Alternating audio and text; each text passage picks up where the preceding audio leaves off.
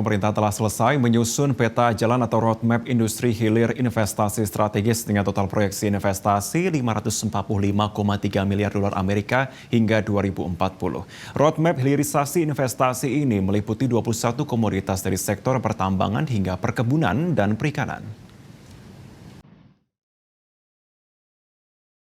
Peta jalan atau roadmap hilirisasi untuk mendorong transformasi ekonomi telah rampung disusun. Roadmap hilirisasi disusun oleh Kementerian Investasi bersama tim peneliti ITB dan Ekonom Indef ini terbagi menjadi 8 bagian dari 21 komoditas dengan proyeksi investasi mencapai 545,3 miliar hingga tahun 2040. Menteri Investasi Kepala Badan Koordinasi Penanaman Modal Bahlil Lahadalia seusai bertemu Presiden Joko Widodo di Istana menjelaskan kan selama ini pemerintah belum punya roadmap industri hilirisasi. Prototipe industri hilir nikel yang sudah terbukti berhasil akan dijadikan referensi pada sektor lainnya. Dengan demikian, Indonesia akan betul-betul fokus pada peningkatan nilai tambah.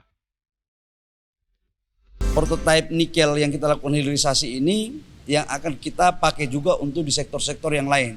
Seperti timah, boksit, kemudian oil and gas, kemudian tembaga. Tidak hanya di sektor itu, tapi juga di sektor perkebunan, pangan, perikanan. Supaya ke depan Indonesia akan betul-betul fokus pada peningkatan nilai tambah. Instrumennya adalah hilirisasi. Dan ingat, negara di dunia ini yang mempunyai sumber daya alam. Presiden juga memerintahkan Menteri Investasi membuat skala prioritas proses hilirisasi dan target-target yang dilakukan selanjutnya.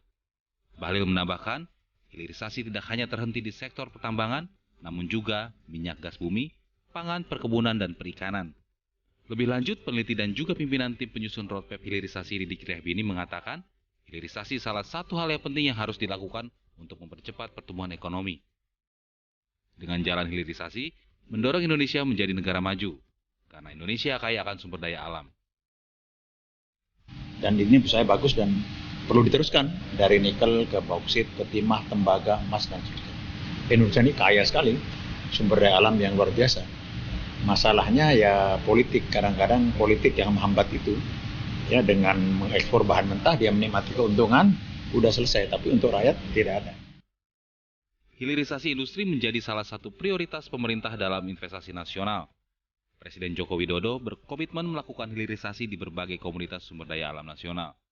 Meski dalam prosesnya, pemerintah mendapat tekanan. Hilirisasi menjadi upaya pemerintah menyambut ekonomi baru di masa depan. Dari Jakarta, Andika Prasetyo, Media Group Network.